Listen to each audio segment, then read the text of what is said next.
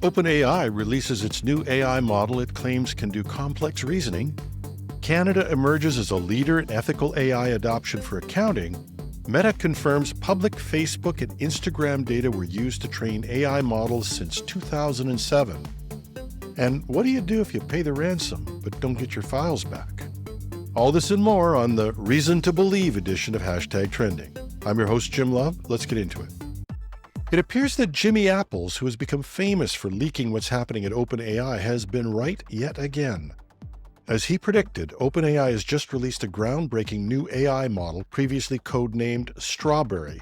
This model represents a significant leap forward in AI capabilities, particularly in complex reasoning tasks. Now, what sets O1 apart is its ability to evaluate its steps before proceeding, much like a human would.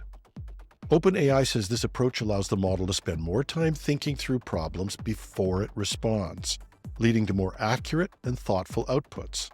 In testing, O1 has shown remarkable prowess in challenging fields. It performs on a par with PhD students in physics, chemistry, and biology benchmarks. Take that in for a second. PhD students in physics, chemistry, and biology benchmarks.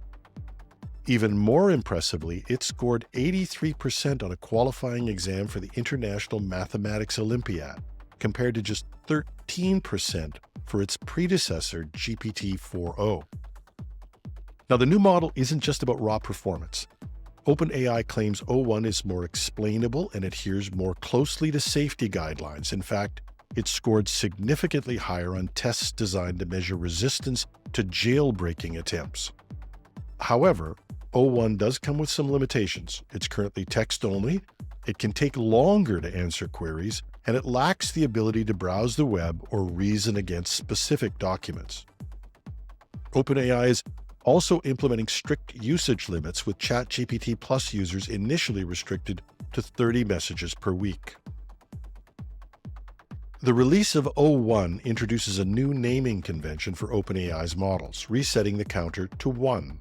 But it will coexist with current models like GPT-4o in ChatGPT, rather than replacing them outright.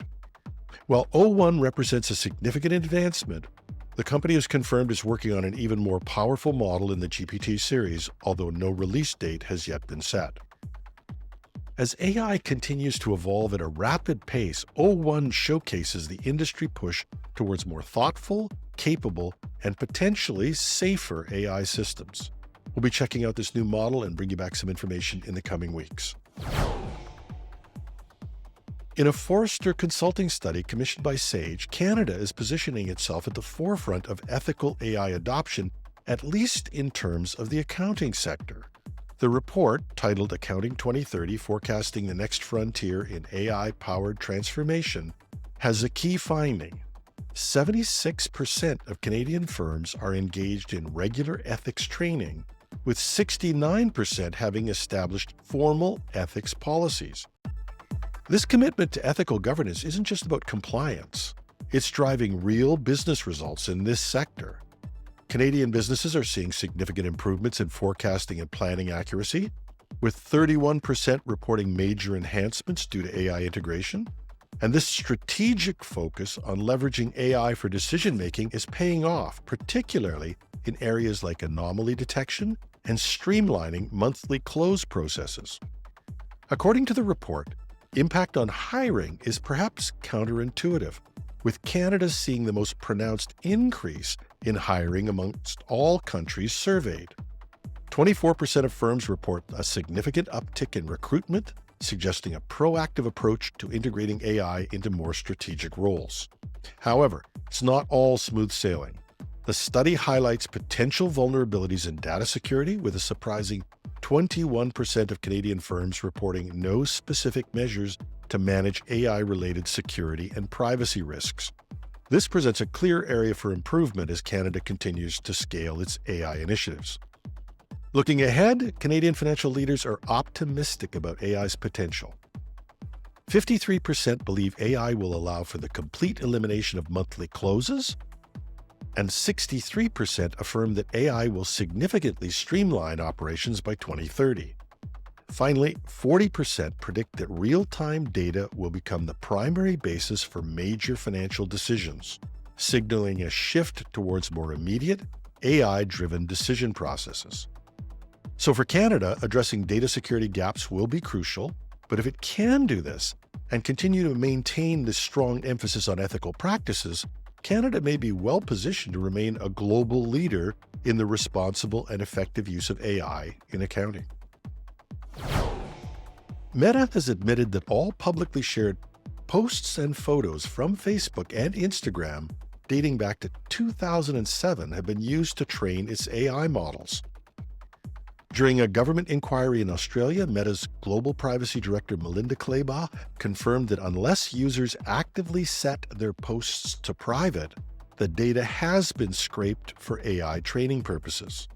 Senator David Shoebridge pushed for clarification, asking if all public data since 2007 had been collected, to which Claiborne responded, "Correct." Meta's privacy policies note that public posts are used for AI training, but there's no option to opt out unless users set their posts to private, except for those in the European Union, where stricter regulations allow users to opt out of AI training. Meta has been vague about when it started scraping data or how long the process has been going on, raising concerns over the use of posts from users who were minors at the time. The company is assured that it doesn't scrape data from current minors, but didn't clarify whether adult accounts created by minors are included. While European users can opt out and Brazil has recently banned Meta from using personal data for AI training, most users globally have no such option.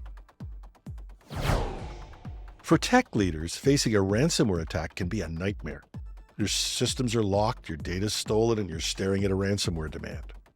But what happens when you pay up and the decryptor doesn't work? That's what some executives hit by the hazard ransomware recently found out. According to a report by the Register, after one company paid the ransom, the decryptor they received failed to unlock their files. After multiple attempts, including contacting the criminal's so-called technical support, they were left with a broken decryptor and no further communication from the attackers. Mark Lance, a ransomware negotiator at GuidePoint Security, emphasized how stressful this situation is, stating that paying the ransom doesn't always lead to data recovery. In this case, a third-party firm had to step in and patch the decryptor, ultimately brute forcing their way to unlocking the files. This incident underscores an important point. Paying the ransom doesn't guarantee success. I know what you're thinking. If you can't trust a crook, who can you trust? But even when ransomware groups claim high decryption success rates, you're still dealing with criminals, and trust is never assured. On our weekend edition, we're going to run an interview that was a hit with our Cybersecurity Today audience. It deals with how to deal with the impact of a breach. That's our show for today. You can find show notes at our news site, technewsday.com or .ca. Take your pick. Thanks for listening. I'm your host, Jim Love. I'm going to break with the alliteration to say, have a lucky Friday.